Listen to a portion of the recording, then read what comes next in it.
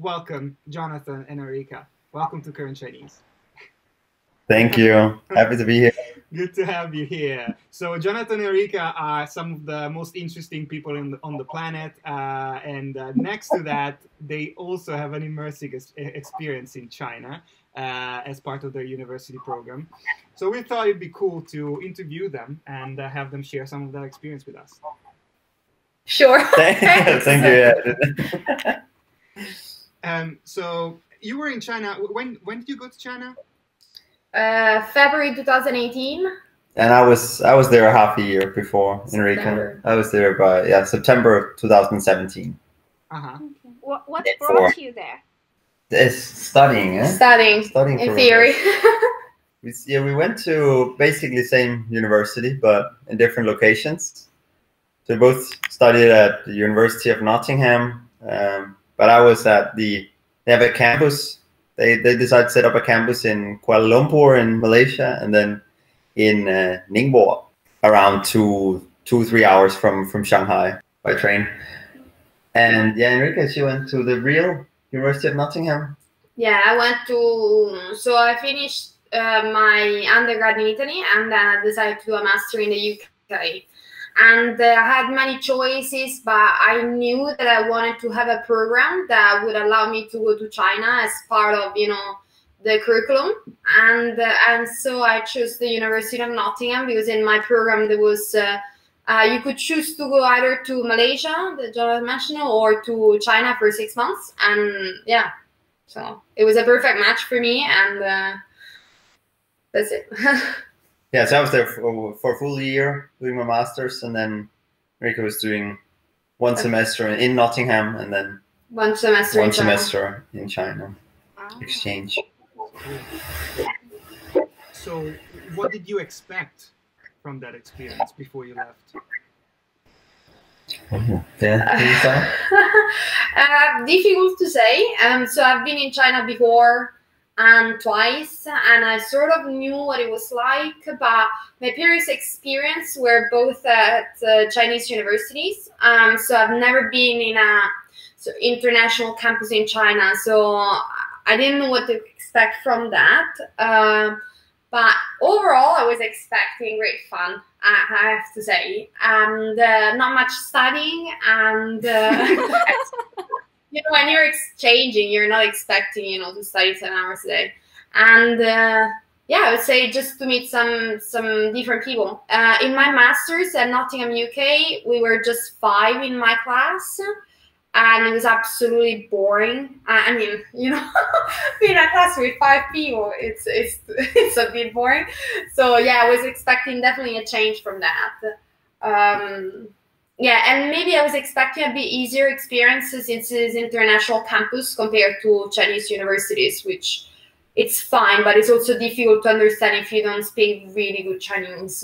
For me, it was my first time in China. I'd never been anywhere in China.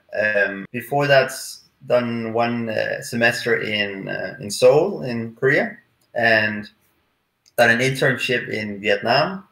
So had been in Asia before, but not China. So I think I was expecting something, because what I found out in both in Vietnam and Korea was that it was just very different from what I was used to. So I knew there's also going to be different from those 2 places. So in general, just I was expecting to be surprised, you can say, and I was, yeah. So you were just looking for some adventure, let's say. Some adventure, yeah. And then I think I liked the mix, that it was still a British degree I could get, but mixing it with some cultural exposure, yeah, being in China. Cool. That is cool, yeah. Yeah, because you are originally from a small place, right? I'm from a very small town, yeah, in Denmark. So that must have been quite a shock. Yeah. So Ningbo, just as a comparison, yeah, this more than 5 million people living in Ningbo. 8. Actually, 8 if you take the suburbs. Yeah, it's bigger than Paris, and it's the second harbor of China for volume of shipment. So yeah, if anyone hasn't been, is a massive sort of commercial, very industrial city, but it's really, really big. Probably not for Chinese standard, but European standard, it's very big city. There are 5 million people living in Denmark, so I was just changing 5 million people with another 5 million people, but at a lot less space. Cool. That's really cool. And so you had these expectations.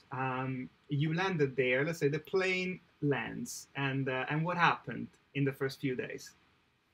My first few days were absolute nightmare. I had a lot of adventures in the sense that I had decided to go to China, to land in Shanghai 2 weeks before the start of the classes to have time to travel. And I had then made absolutely amazing planning. Once landing in Shanghai, I would take a train, go directly to Suzhou. That, for the viewers, if you haven't never been, is sort of called the Venice of the East. It's a small town, suburbs of Shanghai, that has a lot of canals and small bridges. It's very beautiful. So my plan was to first go to Suzhou and then go to Nanjing. Which, again, for the viewers, if you haven't been, is an amazing city. It used to be the old capital of China before Beijing, and it's very historical. There is a lot of war memorials by the time China was occupied by the Japanese, if you have studied sort of that history period. So it's very beautiful, and I was in China in a period where the Chinese New Year was just about to start. And Nanjing in particular, a very big tradition with Lantern Festival. So I had made this amazing plan so that I would be in Nanjing to see the lanterns, right? In the plane, I'll try to make it to speed up, but in the plane, I was sitting next to a German guy who happened to work in Shanghai and told me that to go to Suzhou, I should have gone to the main train station, which is called the Hongqiu. Oh, Hongqiao. Yeah. Hongqiao. There you go. Again, viewers, if you have never been in a train station in China, it's not like our train stations. It's like massive places. There's like more similar to an airport, so you have security at the very entrance, and then you go to gates from which trains are departing. So I went to Hangzhou, and there was no train to Suzhou, so at that point my phone had died. I had to find a place in Shanghai. I had a reservation for an hotel in Shanghai that I was supposed to go in a few nights time, and I couldn't find that hotel. So I had been wandering around in Shanghai with my phone dead, 30-kilo luggages, and 2 backpacks for half a day. Wow. And it was a nightmare. This is what I'm saying. And then I managed to see, this international hotel chain called EBS by the U Garden in Shanghai, sort of the old part. And by that time it was night, and I had arrived in Shanghai at 7 in the morning. It has been a nightmare. Yeah. So my first day in Shanghai was crazy. At the time, I didn't have a power bank, and I still don't have it nowadays, and I would definitely won't recommend to travel without. And but yeah, so it was a rough start, but at the end I did made it to Nanjing eventually, and also to Suzhou later on. At the time, I wanted just to pull my hair and cry. I couldn't understand anything. Shanghai is a massive place, and if you don't know where you have to go, it's also difficult to tell taxi driver anything. And I was like, they speak a bit of Chinese, but it was absolute nightmare, but fun. Yeah, this is Enrica studied Chinese. She had been to China 2 times before this. Still got surprised. What was your level of Chinese back then? At that time? So I had studied Chinese in my undergrad, and then I stopped for like 6 months. So it was okay, but it was rusty for having practiced for 6 months. I think it was good enough that people could understand me. It was more the country that people speak very fast, and when you don't master a language, it always looks like people are like speaking with no break in between. But yeah. Rough few days. Wow, that is a really cool story. And as Mike Tyson said, everybody's got a plan until they get punched in the face. What about you, Jonathan? My well, I landed in Shanghai. I think I had planned that I could have one night in Shanghai before taking the bus to Ningbo. There was the university had sort of arranged that there was going to be a bus from Shanghai for students. They've probably seen before people getting lost and need some help. I booked myself on that bus, but then thought, okay, I'm going to arrive one day before so I can see Shanghai in one day. I don't know what I was thinking there, but yeah. That's very ambitious. It's just the difference between her planning and his planning. She studied the history and know the background. He's like, okay, one night I should be able to see Shanghai. Fine. So I landed in the airport, and being from there, it was not like I landed in Shanghai. I would say it was still far away from Shanghai. Oh, yeah. It's like landing in Sweden and then going to Denmark. I feel it was not the.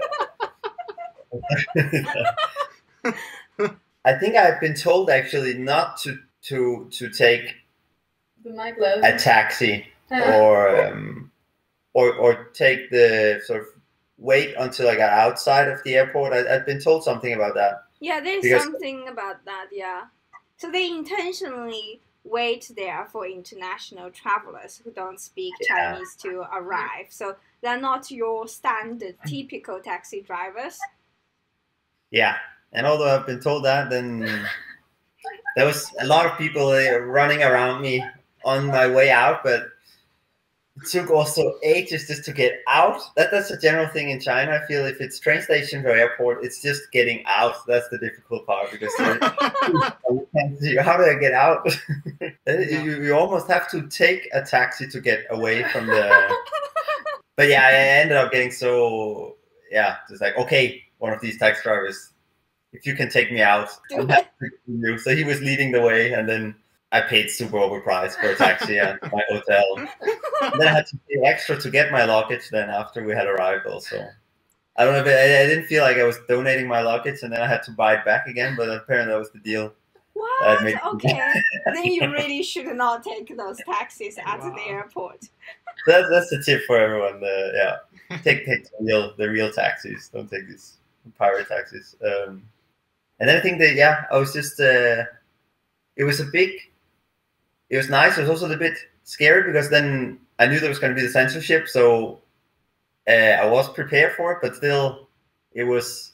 Many people have tried it now in lockdown. Also, just this boredom, not knowing what to do. But then when I was in my hotel room and then pick up the phone from my pocket, and it's like, oh yeah, I can't really see any of the things that I would normally just pass the time with. The reality hits. That was maybe the first little surprise about like, oh, maybe this is actually good also for me to have a little break from the phone. And I think I was just walking around. I didn't see anything of Shanghai basically. So saw something, but not really anything. Right, just walking around and then confused. No maps. I don't know. I better not get too far away because otherwise I get lost here. Can't call anyone. So just on the bus and then to Ningbo. That was maybe my first day in Shanghai. Oh gosh, that really reminds me when I arrived to China and I had her tutoring me around. But I in that moment, when I looked at my phone, I realized how dependent I actually was from Google Maps. From Google overall, from Google as a company, to just realize it. That was fun. Yeah, definitely rocky start for both of you. Okay, well. Oh, by the way, Jonathan, what was your level of Chinese when you were there? It was really bad. Low, zero. Okay. Right? That was a probably pretty audacious move to go to China with level 0 in Chinese. That was cool. Give us like a funny little story or anecdote from your experience in China. Jonathan, I'm going to restrict you to the one that you shared with us when we met because I don't think there's anything funnier than that. So I'm already laughing about it. But Enrica, you go. Okay, so I said I've been in China twice before, 2018. I've been in 2016. I've been in 2017. And both times I've been trying to go to see Mao Mausoleum in Beijing. People haven't gone. It's at the back of Tiananmen Square. It's a big building. There is massive queue. You can enter and you can sort of pay respect, I guess, to the, to the corpse, to the body of Mao. I wouldn't know how to say it live, but this is what it displays. Yeah. And so I don't know why I got an obsession with that, which is, quite fun. But I've been trying to go twice before, and in my previous times, and both times I couldn't manage to get in, because both times I think it was closed. So Jonathan and I traveled together to Beijing in June 2018. And I told Jonathan, we have to go. It's my big dream. We have to go. So we planned all the trip. We arrived in Beijing very late the night before. And then we had the plan to be the first people in the line to go to the Mao Mausoleum, because usually, literally, there is so many people that you need to arrive very early in the morning when they open at 7. So, and also, I think we had both a Monday and Tuesday in Beijing. Was it like that? Yes, and we had just 2 days in Beijing. And you'll figure out before you learn that Mondays. And I figure exactly, closed, right? and I figure out before that Monday they are closed. So Monday we couldn't go. We had to go on that Tuesday, and then I was gonna go back to Ningbo, and Jonathan was gonna have his family over. So that was gonna be it. So on the Tuesday we wake up at 6. We do everything. We do the breakfast. We go, and then. For the people who never been at Tiananmen Square, it's a massive place, and sort of you're restricted in the path, so you oftentimes need to go all the way around to get in front of things. So we do all of that. It's not easy. We found our way. Surprisingly, the square is a bit empty, which you would say obviously 7 in the morning, but it was still empty for being Tiananmen. Oh God! And when we reached the entrance of the building, there was a guard that was telling us that we couldn't enter. And still to this day, I don't understand why we couldn't enter. But apparently, also that Tuesday was closed. Probably there was some official government visit. I still don't know to this date. But I got so. And I still haven't been to that Mausoleum yet. I still haven't gone. Oh no. It's been haunting me. But then, because I went back to Ningbo, but Jonathan was having his family over, and they were staying in Beijing for a week. I convinced him to bring his family there, and actually, please, you cannot take pictures, but you have your eyes to record what you're seeing, right? So I told Jonathan, please look very careful when you go with your family, and then you can tell me what it looks like. And Jonathan he went out again, and I think then the first thing Eric said, how was it? And I said, it was like this, very quiet in there, very tense. Then she said, what was he wearing? I was like, I don't know. Anything. What color was his shirt? I don't know. Did he have shoes or did he not have shoes? What was the room he said? It was like he hasn't been. I'm like, why? Why? So, yeah. I didn't even got a decent description of it. I don't know. Yeah. He is there, at least. He was there, but you didn't see anything about him. Yeah. He was there. Next time we have to fly again. Yeah. Yeah. I guess for me, my big adventure. Yeah. My nice memory from China.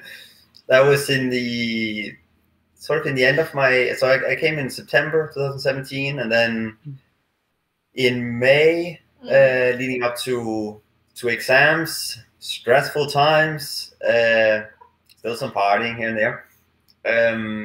Then I started to get a little bit of an infection in the throat, and the side of my throat was starting to grow a little bit. we're laughing to the users. We're laughing, but we shouldn't laugh because it was serious enough. Some infection there. So we had a doctor on campus, a little clinic, and then I went there one day because like I need some sort of medicine, and also exams are coming up.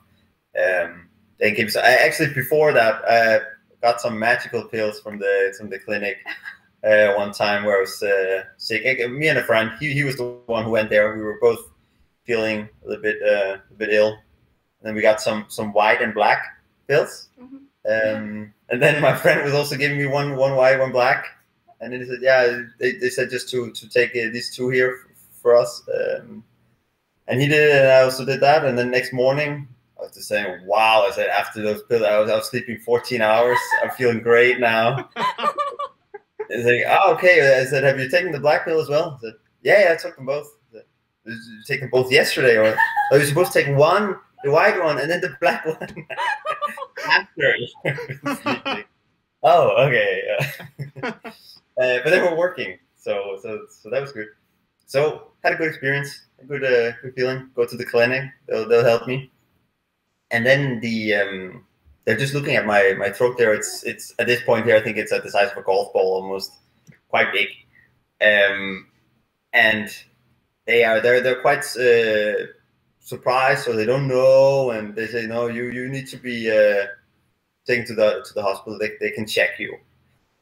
Yeah, okay, that's a little bit much. I can feel also again exams, but okay. So they take me. With a taxi, I go with one of the nurses there from the clinic. Susie, she was calling me, yeah. She could speak a bit of English. Yeah. That was also why she was brought, so she could translate. Because we're going to the local hospital and to speak with a doctor there. Hospital in general was very nice. There was a new one in Ningbo. And I was taken into a doctor, and I was put up there on the desk sort of, and he was looking at me and looking at my throat and in my mouth, and then he was saying something to the nurse so that she could translate. He was saying, yeah, and then she was saying, okay, yeah, it's maybe an infection. I was saying, yeah, okay, yeah, figure so far. And then he was saying something else, and then she came back, or maybe it's cancer.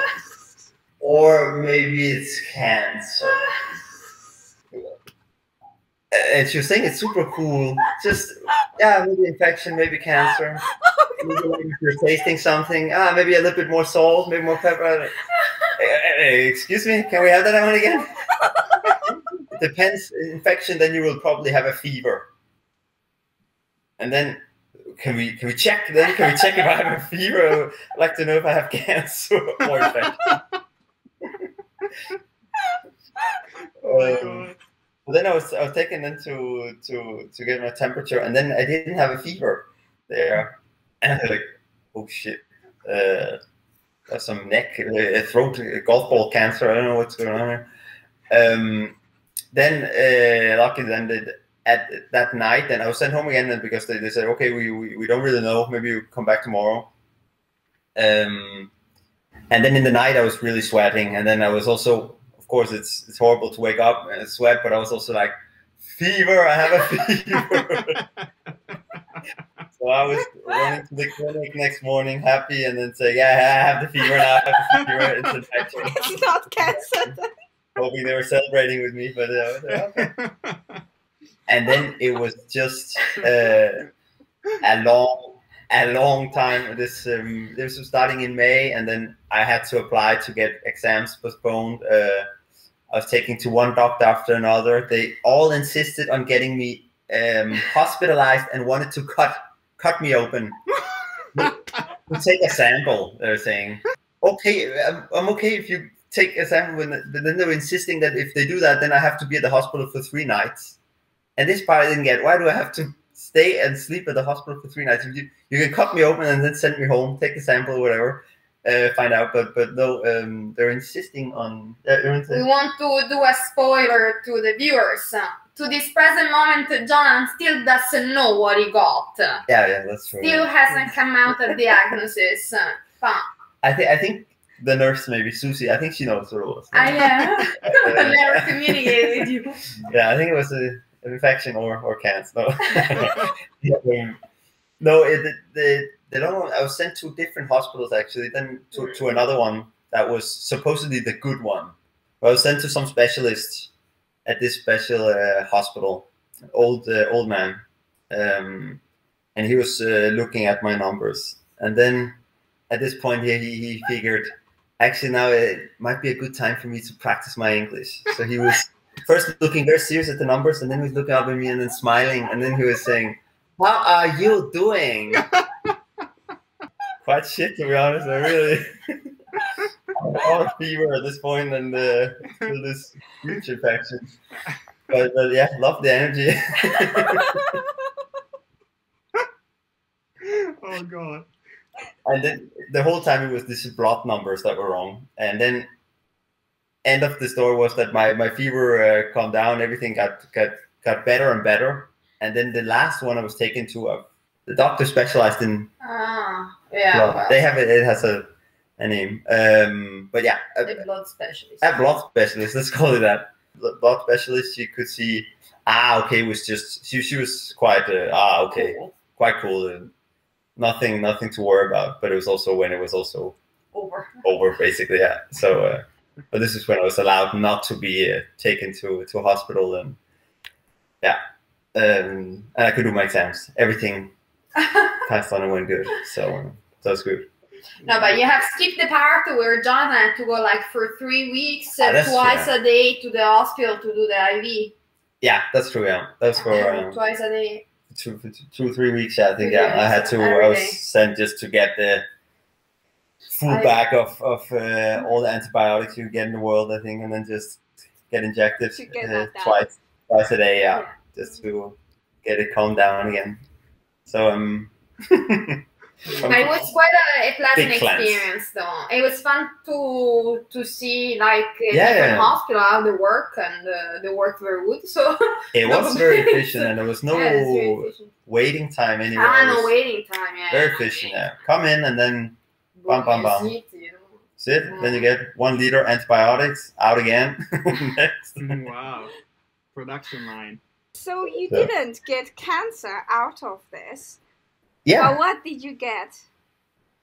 Enrica, you mean, or? And that's the part of the story. Then me and Enrica had met leading up to this. Yeah, that's true. And then she was also then coming as well to help translate for me, and Which I couldn't, obviously. maybe that's why it actually took so long to figure out what. No, exactly. Yeah. So Enrica was that was when we got closer. But how did you meet? We met in a Mexican bar on a Wednesday night, where you shouldn't be drinking tequila because you should have class the day after.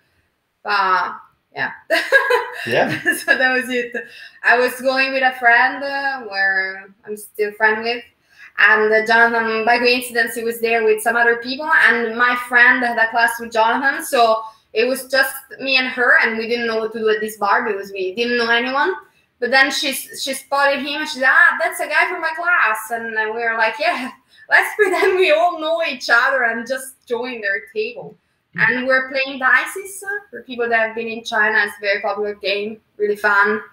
And if you know how to play, if you're a gambler like me, then you're for sure gonna lose.